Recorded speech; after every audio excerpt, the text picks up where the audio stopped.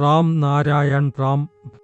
ഒരു മനുഷ്യൻ തൻ്റെ ജീവിതത്തിൽ ഓരോ ദിവസവും ഏതെങ്കിലും ഒരു പാപം ചെയ്യാറുണ്ട്. ആ മനുഷ്യൻ മരിച്ച ശേഷം സ്വർഗത്തിൽ പോയാലും അവിടെ ഉള്ളവൻ പോലും അദ്ദേഹത്തെ സ്വീകരിക്കില്ല. എല്ലായ്പ്പോഴും മനസ്സുള്ളവരായ മനുഷ്യർ പോലും പിഴവുകൾ ചെയ്യാറുണ്ട്. ഞാൻ മുമ്പ് താമസിച്ചിരുന്ന സ്ഥലത്ത് ഒരു കുടുംബം ഉണ്ടായിരുന്നു. ആ കുടുംബത്തിൽ 3 പേർ ഉണ്ടായിരുന്നു: അച്ഛൻ, അമ്മ, മകൻ. ആ കുട്ടിയുടെ അച്ഛൻ എപ്പോഴും സിഗരറ്റ് വിഴുങ്ങാറായിരുന്നു. ഒരിക്കൽ അച്ഛനെ കാണുമ്പോൾ ആ കുട്ടിയും സിഗരറ്റ് കവർച്ച ചെയ്ത് കത്തി വലിക്കാൻ തുടങ്ങി. ഒരിക്കൽ അച്ഛൻ അദ്ദേഹത്തെ സിഗരറ്റ് വലിക്കുന്നതിൽ കണ്ടപ്പോൾ അടിച്ചു. ആ അച്ഛനോട് ആരാണ് പറയുക? അച്ഛനെ കണ്ടുകൊണ്ടാണ് മക്കൾ ദുഷ്ടചാരങ്ങൾ പഠിക്കുന്നത്. അതുപോലെ തന്നെ സമൂഹത്തിൽ വലിയ കള്ളന്മാരെ കണ്ടുകൊണ്ടാണ് ആളുകൾ കള്ളന്മാരാവുന്നത്. ബിജെപി നേതാവ് അമിത് ഷാ ഒരു വയലന്റ് ടൈഗറാണ്. അദ്ദേഹത്തെ കാര്യങ്ങളിൽ ഉപയോഗിക്കണം. എത്ര അഴിമതി ചെയ്യുന്നവരുണ്ടെങ്കിലും അവരെ ജയിലിലിടണം.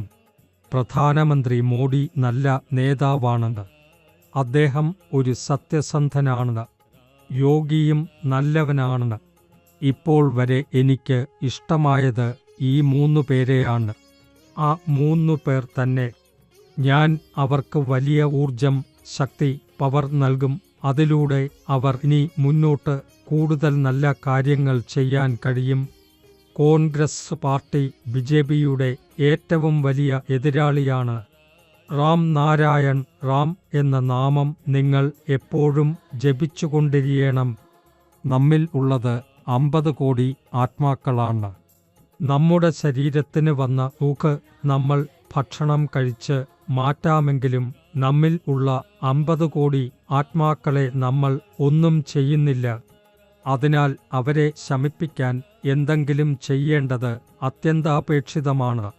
അതിനായി റാം നാരായൺ റാം എന്ന നാമം ജപിക്കുക, ധ്യാനം ചെയ്യുക.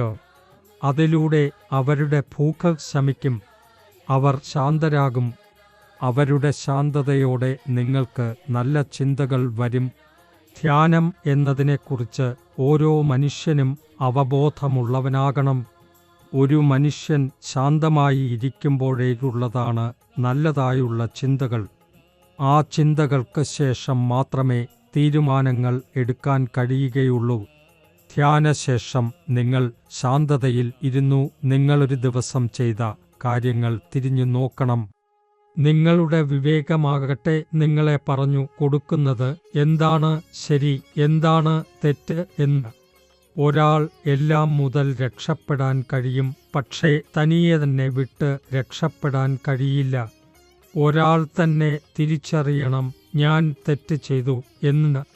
കൂടാതെ ഒരു വാഗ്ദാനം കൂടി വേണ്ടത്, ഇനിയൊരിക്കലും ഇത്തരമൊരു തെറ്റ് ഞാൻ ചെയ്യുകയില്ല. ഏതെങ്കിലും മതത്തിലെ പൂജാരിമാരുടെ വാക്കുകൾ കേട്ട് ആളുകൾ വഴിമാറേണ്ടതില്ല. ഒരാൾ തന്നെ തിരിച്ചറിയണം അവൻ ആ കൂട്ടത്തിൻ്റെ ഭാഗമാകേണ്ടതല്ല, മറിച്ച് ആ കൂട്ടത്തിന് നേതാവാകണം. മനുഷ്യൻക്ക് ഇതറിയാനുള്ള ബുദ്ധിയുണ്ട്. മനുഷ്യൻ തുടക്കത്തിൽ മുതൽ തെറ്റുകൾ ചെയ്തുകൊണ്ടിരിക്കുന്നു. മതത്തെ മുൻനിർത്തിയ തട്ടിപ്പുകാരെ പിന്തുടർന്ന്, തെറ്റായ രാഷ്ട്രീയ പാർട്ടികളെ പിന്തുടർന്ന് ഈ മനുഷ്യനിർമ്മിത മതം പ്രവർത്തിപ്പിക്കാൻ അനുവാദം നൽകിയതാരാണ്? മനുഷ്യർ തന്നെയാണ്. പരിഹാരത്തിനുള്ള ഭരണഘടന എവിടെയാണ്? പരിഹാരത്തിനുള്ള മതം എവിടെയാണ്? പരിഹാരമുള്ള ഭൂമി എപ്പോഴാകും? രാത്രിയിൽ റാം നാരായൺ റാം നാമം ജപിക്കുക, ധ്യാനം ചെയ്യുക. അപ്പോൾ നിങ്ങളുടെ മനസ്സിന് ശാന്തി ലഭിക്കും. പതിയെ ഈ നാമം നിങ്ങളുടെ ശ്വാസങ്ങളോട് കൂടി ഒത്തുചേരുകയും നിങ്ങളുടെ രോമരോമത്തിലും നിറയുകയും ചെയ്യും.